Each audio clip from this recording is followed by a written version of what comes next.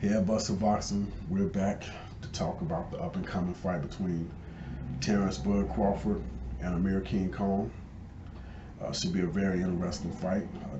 A fight that's a little strange, a little hard to call. Most people would say, well, Amir has a weak chin, Terrence will probably knock him out. And that might be a safe bet, but I think the fight is a little more dynamic than that. You have Terrence coming in at 34-0 with 25 knockouts. Amir coming in at 33-4 with 20 KOs. Terrence has a 74% knockout ratio. Amir has a 54% knockout ratio. Normally, when Amir comes into a fight, he has the height and the length advantage, arm length. In this fight, that won't exactly be the case. Amir will come in with a slight height advantage at 5'8.5", but Bud sits at 5'8" himself, so it will pretty much be a wash. Like I said, normally Amir has the reach advantage with 71-inch reach. Bud comes in with a 74-inch reach, so it'll be interesting to see how that play out. As far as their styles, Bud is a slick southpaw who can apply pressure. And like I said, he's a switch hitter also. So normally starts out righty or orthodox and switches up at some point to a lefty or southpaw. Amir is an orthodox fighter who I would say is a speedster, not necessarily a slick fighter, but very quick hands. He punches in bunches, in and out, blah, blah, blah, blah, blah, blah. 1-2, 1-2, or whatnot. And basically his movement is back and forth. He'll jump in, blah, blah, blah, throw a 2-3 punch combo and jump back out. And that seems to be the rhythm that he fights at. Coming in, blah, blah, blah, come out. Anyway, the strengths of Bud, I would say, is his speed, even though he's not the quickest guy in the world, but his speed, his arm length, his height. He's a good body puncher, but his best attribute is the fact that he can make adjustments. He's one of the better fighters at making adjustments since probably Floyd Mayweather. He's a very good counter puncher, great timing, and he's a great finisher. Bud has stopped 10 out of his last 8 opponents, which pretty much basically since the Gamboa fight. Only 2 people has gone the distance with him, and I think that would be Postal and let me see who was the other one who went the distance with Bud. That would be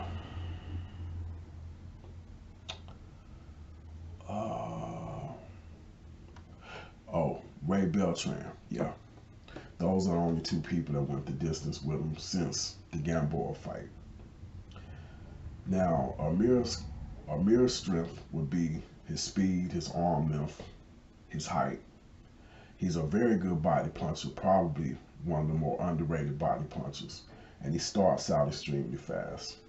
And he's been in big fights. He hasn't always won them, but he has been in big fights. Now let's look at some of their weaknesses. I would say Bud's biggest weakness is lack of big fight experience, even though that's kind of sort of true. A lot of people will say that, but Bud has had some big fights, maybe not to the magnitude of some of the other 147 pounders, but at 140, he fought Julius Indongo. Now, a lot of people might say, well, that wasn't a big fight. I would beg to differ. You're fighting a guy that held 2 belts, so that qualifies as a big fight. That was a unification fight, so yeah. He also fought Victor Postal, once again, someone that held 2 titles, so you can't say that wasn't a big fight. I would have to beg to differ. He also fought, which is probably in most people's eyes his biggest fight, Yuri Gamboa. And I would say that's a big fight. But if I had to say who I thought his biggest fight was, I would say probably Postal. Then you have the unification title match with Jeff Horn. So he's been in some big fights. And you know, people say, well, Amir been in bigger fights than him. Well, let's look at some of Amir's biggest fights. Um, Saul Alvarez, definitely, you know, him fighting Canelo, that was a big fight, but that was a fight he should have never even been in. Devin Alexander, that was somewhat of a big fight, but he probably caught Devin. Devin just kind of went where he kind of flatlined when he got at 147. Like, it's like, you know, a lot of people, I don't know if you remember, but at one point in time, Devin was supposed to be, along with Amir, I might add, uh, two guys that were supposed to be next up after the Floyds and the Mannys faded out. But those were supposed to be two guys that were supposed to come up to 140 or from 140 to 147 and kind of fill those shoes. Neither one of them quite lived up to expectation. But that was somewhat of a big fight. But I mean, like I said, not really, because Devin's name had lost its luster by the time Amir got to him, even though he was still winning. Um, he also fought Danny Garcia. Now, most people are looking to say that was a big fight, but in retrospect, if you go back to when the fight actually happened, Danny was a relatively, I don't want to say unknown, but Danny wasn't exactly the commodity that he is now. But he fought a 23-0 Danny Garcia and lost, by the way. He also fought Lamont Peterson when he was 29-1. That was a big fight. And he fought Zab Judah when Zab was 41-6. But once again, and he pretty much did what he wanted to with Zab. But at the same time, Zab had lost his luster by the time Amir had gotten to him, losing to Costa Zoo in such a humiliating fashion, losing to Floyd, losing to people he probably had no business losing to. Not necessarily saying Costa Zoo and Floyd, but just Zab had a very strange career. He also fought Marcus Maidana, which is a fight I also thought he lost. But even then, that fight wouldn't exactly be, because it's a bigger fight now looking back on it than it was at the time that they fought. But he fought a 29-1 Marcus Maidana, and he also fought Paulie Malignaggi, who was 27-3 at the time. So I mean, Amir has been in there with some names, especially looking back. Oh, he also fought, and it's probably the biggest name on this resume as far as a win, Marcus Antonio Barrera, who was 65-6 at the time. So basically fought an old man, but his name is on this resume, so it is what it is. Now, let's look at some other flaws, because I kind of jumped all over the place with that one. But Terrence starts slow sometimes, which is in contrast to Amir Khan, because Khan tends to start off fast. That could be the key to the fight, because if Amir jumps out to a big lead, it'll put Terrence in a position where he might have to knock him out, which, I mean, with Amir Khan, that's not saying it's impossible because of his chin issues, but nevertheless, Amir's a front runner, and Terrence sometimes starts slow, so that could play its part in how the fight plays out. Also, I believe, based off of the Gamboa fight, I think Terrence can be affected by his opponent's speed. And he hasn't seen speed like Amir Khan since probably the Gamboa fight, except you're going to get it in a different package. Amir's long arms and his style of fighting. I think Gamboa was probably a little more elusive as far as head movement and whatnot. So Amir's speed, it'll be interesting to see how that plays out, how Terrence has to adjust to his speed. Also, we don't really know if Terrence brought his power up to 147, even though his two fights at 147 has been stoppages. He seemed to have more power, to me anyway, at 135 and 140, and it just makes sense. You're a smaller man moving up, so more than likely your power will diminish some. Now let's look at some of Amir Khan's weaknesses. Well, like I said, he's a front runner, but that also means he fades down the stretches. We seen him do that time and time again. It cost him the Lamont Peterson fight, even though some people will say the referee cost him that, but it cost him the Lamont Peterson fight because the way Amir started out, that fight shouldn't have really even been close. We saw him front running against Danny Garcia, and we saw how that played out. He front ran against Marcus Madonna, and by the way, I thought Madonna won that fight.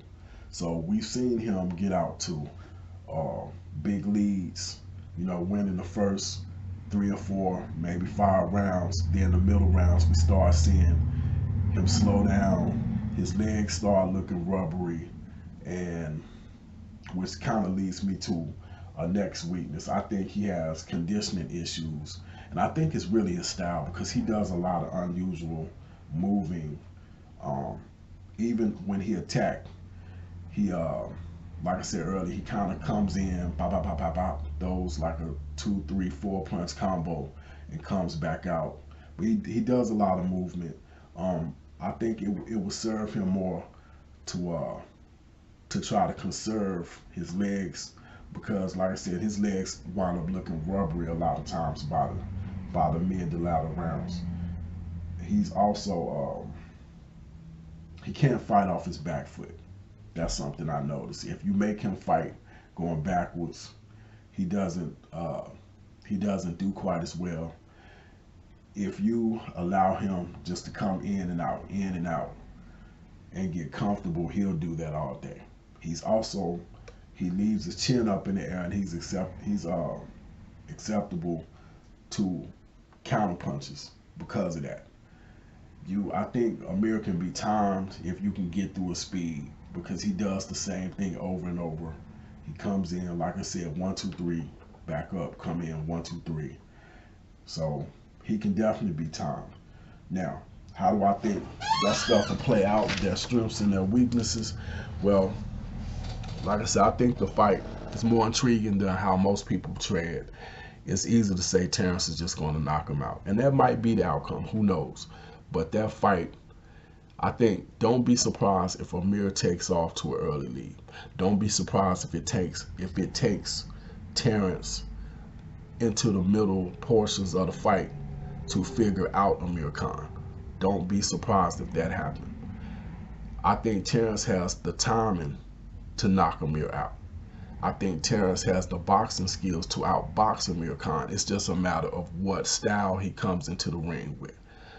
Terrence, sometimes he'll come in and he'll stalk his opponent. Sometimes he'll box and play the slickster role, where it's more like a Floyd Mayweather style, where he moves around and uses jab and straight and come in and be elusive.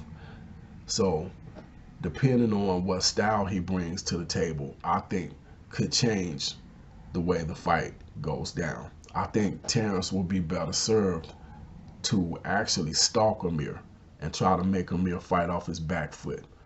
He is not the same fighter. That throws off his timing. Now, Terrence could also try to box with him a little bit and let Amir come to him. Now, I think that favors Amir's style, but at the same time, that gives Terrence the chance to counterpunch him, which I think most people would say has been Amir Khan's demise through most of his losses. The fact that he's been able to get counterpunched. We saw how that played out with Danny Garcia. We saw how it played out with Saul Alvarez. So it's going to be interesting. They don't have any common opponents, so we can't do anything based off of that. The one guy that Amir fought that I would say sort of fits the bill with Terrence would probably be maybe Lamont Peterson, but I think Bud is a better boxer. I think the fact that Bud can switch stances from orthodox to southpaw. Neither one of these guys have seen anything like each other. The closest thing Terrence has probably seen to Amir Khan will probably be let me see, probably Gamboa, and that's a hard comparison with Gamboa to Amir, but I'm speaking of speed and hand speed and movement. And even then, it's a hard comparison. Basically, I'm saying speed. So it's going to be interesting.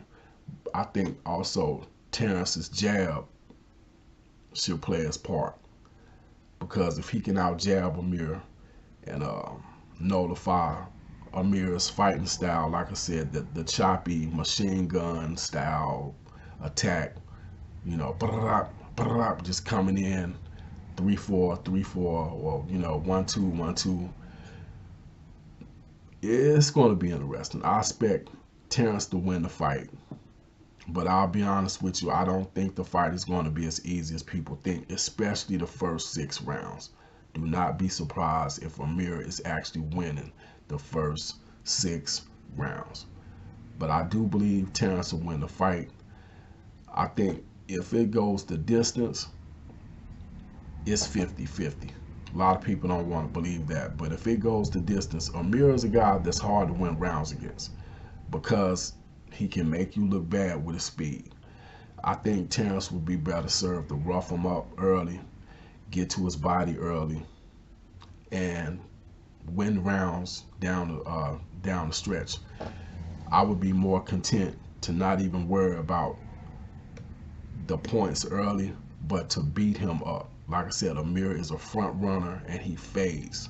If Terrence tried to box him all night like a Paulie Malignaggi did, Terrence might wind up getting upset. But we'll see how that plays out. Anyway, this Head Bustin' Boxing. Don't forget to hit that like, share, and subscribe button. I'm out.